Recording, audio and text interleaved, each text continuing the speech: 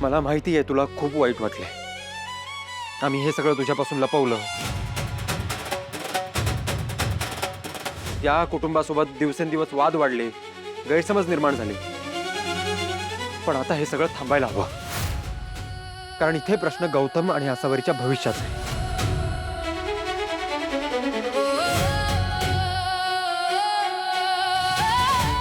आणि मी माफी मागितली ना तुझी, खरंच माझं चुकलं. पण जसं तुला वाईट वाटतंय ना, तसं यांनाही वाईट वाटलंय. तिच्या वडिलांनाही वाईट वाटलंय.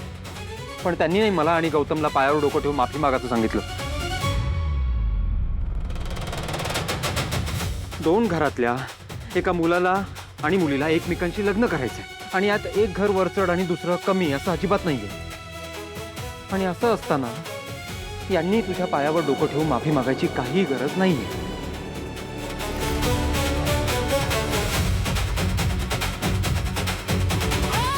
कळत न कळत तुझा अपमान झालाय हे मी नाकारत नाही आहे. पण त्या त्यांचा अपमान विसरायला तयार आहेत ना, मग तू सुद्धा ऍटलिस्ट प्रयत्न करू शकतेस ना.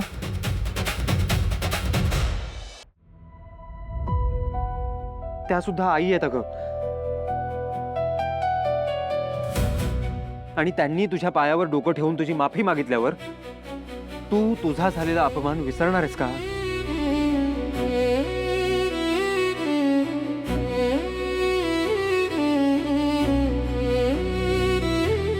मी मागतो तुझी माफी.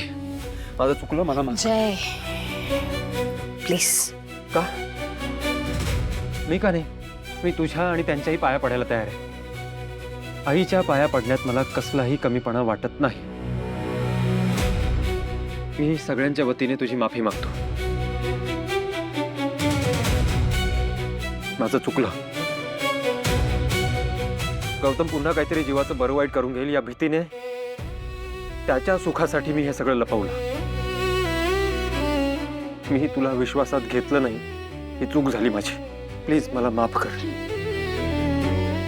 जय, प्लीज डोंट एम्बॅरस मी मोर. आणि काकू, या सगळ्यात तुमच्या नातेवाईकांसमोर भर लग्नात तुमचा अपमान झाला, तुमची बदनामी झाली, आणि मला मनापासून दुःख होतं या गोष्टीचं. ओ नाही नाही, उठा उठा. नाही नाही, उठा उठा.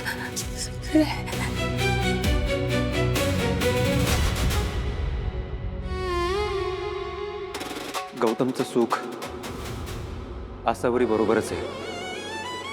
त्याला तिच्याशीच लग्न करायचंय आई.